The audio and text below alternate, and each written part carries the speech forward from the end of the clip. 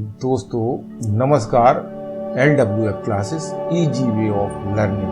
दोस्तों आज 25 जून 2022 को गूगल ने डूडल बनाकर एनी फ्रैंक को याद किया है। एनी फ्रैंक कौन थी जिनकी मृत्यु केवल 15 वर्ष की उम्र में हो गई? आखिर उनमें ऐसी क्या खूबी थी कि डूडल ने उन्हें याद किया और श्रद्धांजलि दी? एनी फ्रैंक एक ऐसा नाम जो आपको प्रेरित करेगा, जो प्रतियोगियों को प्रेरित करेगा, जो आपकी सोच और समझ को भी परिवर्तित करने में सहायक हो सकता है। मैं संजय कुमार गुप्ता एक छोटी सी बच्ची एना फ्रैंक की मार्मिक कहानी आपके साथ शेयर करने जा रहा हूँ। आज यानी 25 जून 2022 का गूगल डूडल बेहद खास। आज के गूगल डूडल के स्लाइड शो में एनी फ्रैंक के जीवन की कुछ सच्ची घटनाओं को दिखाया गया है। आज का गूगल डूडल एनी फ्रैंक को श्रद्धांजलि है, जिन्होंने विपरीत परिस्थितियों में संयम को बनाए रखा। आज उनकी डायरी के प्रकाशन की 75वीं वर्षगांठ है। इस डायरी को एनी ने 13 से 15 वर्ष की आयु के बीच लिखा था।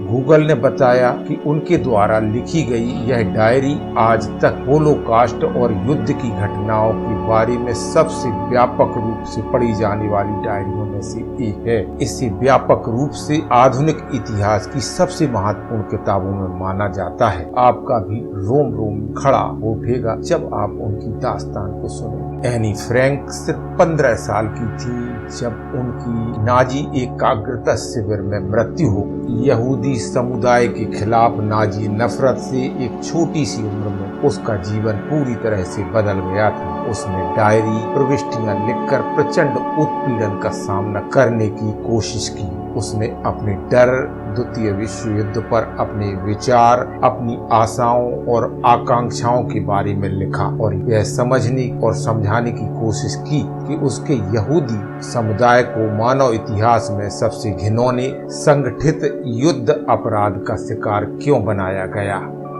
एनी फ्रैंक की डायरी उनकी असामयिक और दुखद मृत्यु के बाद उनकी हृदय विदारक पिता द्वारा 25 जून 1957 को प्रकाशित की गई थी या करवाई गई थी। उनकी मृत्यु के बाद जब उसकी डायरी छपी तो वह पूरी दुनिया में प्रसिद्ध हो गई थी। उसकी युद्धकालीन डायरी का नाम the diary of a young girl है। यह बहुत से नाटकों तथा फिल्मों का आधार एवं प्रेरणा स्रोत बनी। इस डायरी में द्वितीय विश्व युद्ध में जर्मनी के नीदरलैंड पर आधिपत्य के दौरान फ्रैंक के अनुभवों को संकलित किया गया है। साथ ही यहूदियों पर होने वाले अत्याचारों का भी वर्णन किया है। यह एडॉल्फ हिटलर की नस्लीय रूप से आरोपित या प्रेरित ताकतों द्वारा यहूदियों के नरसंहार का सबसे भयावह एवं जीता जागता उदाहरण है, जिसने नस्लीय श्रेष्ठता की मूर्खतापूर्ण धारणा के कारण लाखों यूरोपीय यहूदियों को मार डाला। यह डायरी इतिहास के एक सबसे आतंकप्रद और दर्दनाक अध्याय की साक्षात अनुभव का बयान करती है। इस डायरी में भय, आतंक, भूख, प्यार, मानवीय संवेदनाएं, प्रेम, घृणा, बढ़ती उम्र की तकलीफें, हवाई हमले के डर, पकड़े जाने का लगातार डर, 13 साल की उम्र के सपने, कल्पनाएं, बाहरी दुनिया से अलग थलग पड़ जाने की पीड़ा, मानसिक और शारीरिक जरूरतें, हंसी मजाक, युद्ध की पीड़ा, अकेलापन, सभी कुछ यह डायरी यहूदियों पर ढाए गए जुल्मों का एक जीवंत दस्तावेज है। इस संबंध में इलिया एहरनबर्ग ने एक टिप्पणी की थी और वह यह थी, यह डायरी 60 लाख यहूदियों की ऐतिहासिक दस्तावेज है। डूडल आर्ट डायरेक्टर थोका मेयर द्वारा बनाए गए 14 स्लाइड्स में एना की डायरी के रियल हिस्सों को दिखाया गया है। ये बताते हैं कि उन्होंने, उनके दोस्तों और परिवार ने 2 साल से अधिक समय तक क्या क्या सहा था। आखिर एनी फ्रैंक कौन थी? पूरी कहानी एनी फ्रैंक की। एनी फ्रैंक का जन्म होता है 12 जून 1929 को जर्मनी के फ्रैंकफर्ट में। जब वह महज 4 साल की थी तो जर्मनी पर नाजियों का कंट्रोल हो गया। बढ़ती नाजी पार्टी के हाथों लाखों अल्पसंख्यकों को भेदभाव का सामना करना पड़ा। भेदभाव और हिंसा से बचने के लिए एनी का परिवार नीदरलैंड चला गया। जब एनी महज 10 साल की थी तब द्वितीय विश्व युद्ध की शुरुआत हुई और इसके तुरंत बाद जर्मनी ने नीदरलैंड पर आक्रमण कर दिया।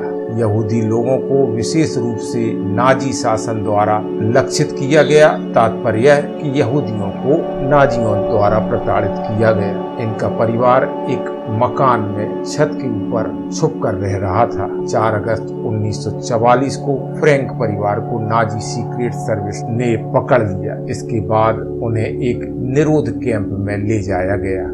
यहाँ उन्हें कड़ी मेहनत करने के लिए मजबूर किया गया। फिर उन्हें पोलैंड में ऑस्विट्ज एकाग्रता शिविर में भेज दिया गया। कुछ महीने के बाद एनी और उनकी बहन मार्गोट फ्रैंक को जर्मनी के बर्गन वेल्सन एकाग्रता शिविर में ले जाया गया।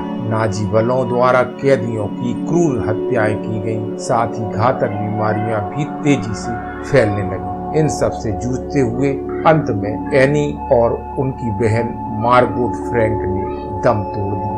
13 से 15 साल की उम्र में एनी ने एक डायरी लिखी। इसका नाम the diary of a young girl रखा गया। इसे आमतौर पर the diary of Anne Frank के नाम से भी जाना जाता है। एनी फ्रैंक अपनी डायरी को दोस्त की तरह मानती थी। अपनी डायरी को वे किटी कहती थी। उन्होंने अपनी उस डायरी में उन सभी घटनाओं के बारे में लिखा जो उनके जीवन में हुई हैं। नन्ही एनी फ्रैंक ने अपनी डायरी में लिखा कि उसे कोई समझने वाला नहीं है। वह लिखती हैं कि कई बार तो मैं अपने आप को प्रताड़ित करते हुए इतने गहरे उतर जाती हूँ कि सांत्वना के 2 बोल सुनने के लिए तरस जाती हूँ कि कोई आए और उसे उबारे। कोई तो होता जो उनकी भावनाओं को गंभीरता से समझ पाता।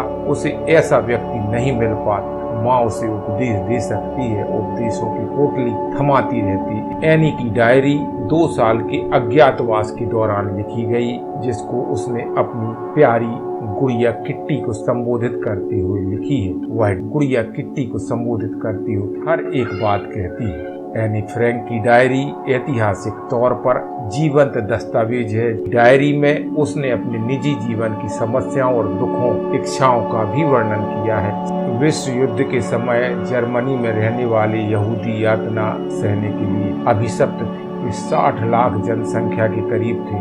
मात्र धार्मिक कारणों से वे यातना दिए जा रहे थे। एन फ्रैंक को 13 वर्षीय यहूदी लड़की ने अपने डायरी में नाजियों की क्रूरता का वर्णन किया है। यह डायरी इतिहास की सबसे आतंकप्रद और दर्दनाक अध्याय के साक्षात अनुभव का बयान करती है। तो दोस्तों, एनी फ्रैंक एक ऐसी लड़की जिसे और जिसके परिवार को नस्लवादी भेद का सामना करना पड़ा और कोई भी उसकी गलती नहीं थी, तब भी उसका जीवन इतना दर्दनाक, परेशानियों और यातनाओं से भरा रहा। एनी एक चंचल बच्ची थी, लेकिन उसकी चंचलता समाप्त हो गई। वह जीना चाहती थी, वह जी नहीं पाई और उसने इस छोटी सी उम्र में तत्कालीन समय में नाजियों द्वारा दी जा रही यातनाओं का, कैंपों में किए जा रहे अत्याचारों का वर्णन किया है। उसको उसके पिता से अलग कर दिया गया, उसकी माँ से अलग कर दिया गया और अंततः वह 15 वर्ष की उम्र में 1944 में